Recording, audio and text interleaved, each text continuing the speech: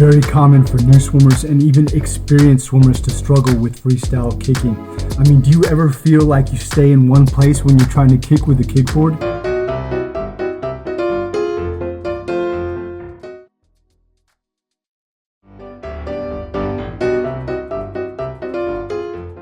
Don't worry, you're not alone.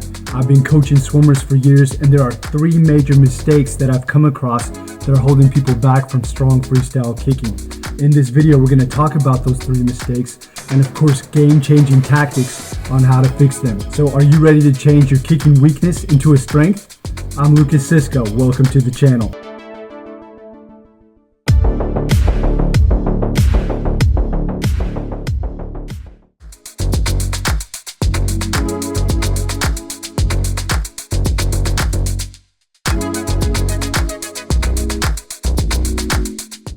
One of the most common issues that I've come across is that just swimmers don't have a correct understanding of where to initiate the kick. And this is very important because the kick is actually a whip-like motion and it is initiated from the hip.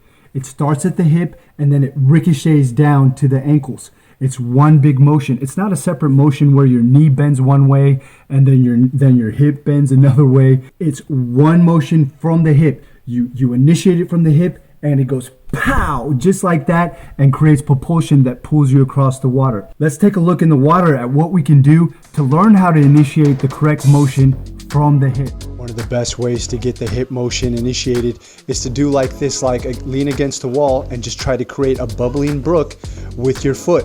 And the way to do that is to really whip the kick and get the water to just propel off the top of your feet to create that bubbling brook.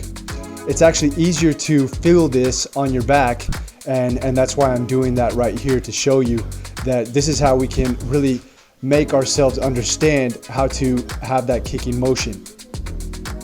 We're going to take the kickboard and kick on our back because now we want to actually go somewhere and feel that movement initiated from the hip. After we do the kickboard on our back, let's do vertical kicking and let's just feel the pressure of the water on each side, kicking from the hip all the way.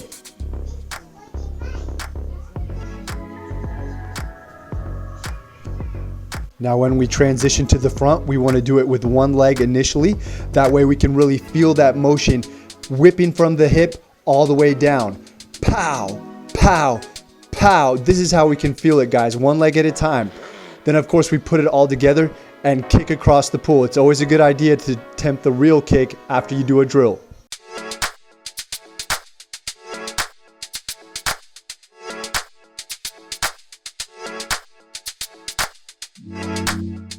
Now, mistake number 2 is a game changer once you do this.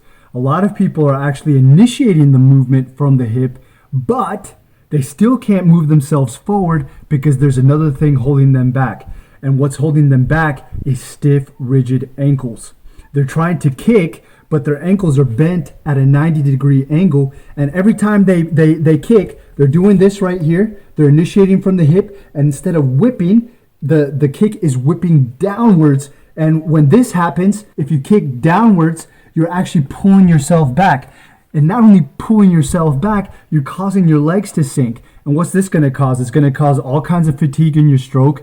You're just going to mess yourself up completely. So instead of working with yourself and that kick adding power to your stroke, it's actually pulling you backwards and you're fighting against yourself. So let's look at what we can do to fix this stiff rigidness. So first things first, it's really easy to manually push your ankles that direction. Go according to your pain tolerance, all right? We want to do ankle rolls. One way, the other way, okay? We want to take it even further and we want to sit on our ankles, and I'm going to grab this kickboard over here.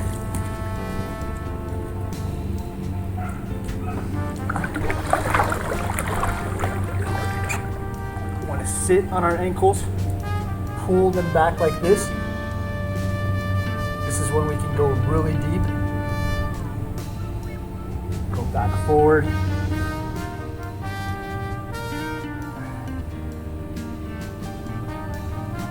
And guys, this doesn't need to be done just poolside. You can do this when you're watching TV. When you're sitting with your feet up, just eating some popcorn, do some ankle rolls. Do some ankle rolls. If you do this consistently, your ankles will get more flexible and you'll be able to have propulsion with floppy ankles. And it's good to practice that whip kick even on land because it's a muscle memory, all right?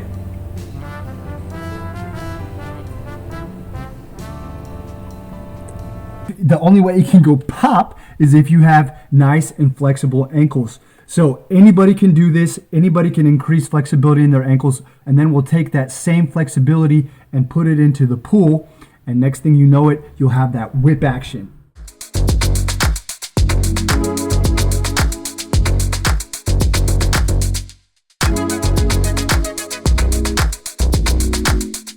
Now this third mistake is connected to the second one, and that is over kicking. In other words, you need to understand that the lower half connects with the upper half, and freestyle swimming is one motion from toe all the way to your head. It's your body moving from one side to the other. So when you grasp the concept that you're actually initiating all freestyle movement from its core and from the hip, then your legs will just naturally follow.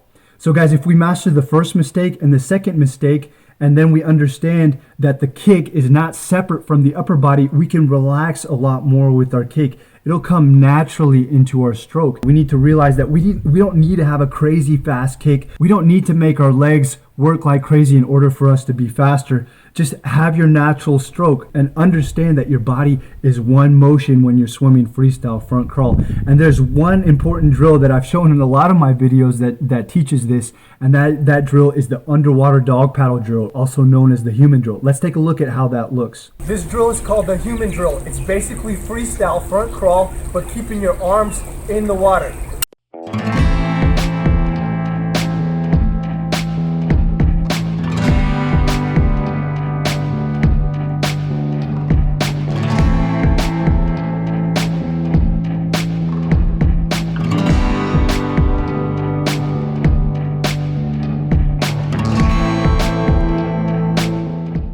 Notice how that I didn't even have to barely kick. It's because that side to side movement where my shoulders and hips were connected, the momentum that I created caused my body to just float. So you combine that with good body position, you're gonna be swimming so easy. Guys, for those of you who are telling me right now, kicking makes me tired, I could never do that because it's gonna tire me out. In the beginning, I want you to use fins, and I'll give you a link in the description for these exact fins that you can use. They're the best. Guys, I'm confident that if you implement these tactics in this video, you can change a weak kick to a strong kick.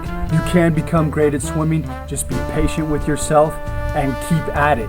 I'm Lukas Siska. Thank you so much for watching this video. If you like this video, give us a like and subscribe. It truly helps the channel, and we'll see you next time.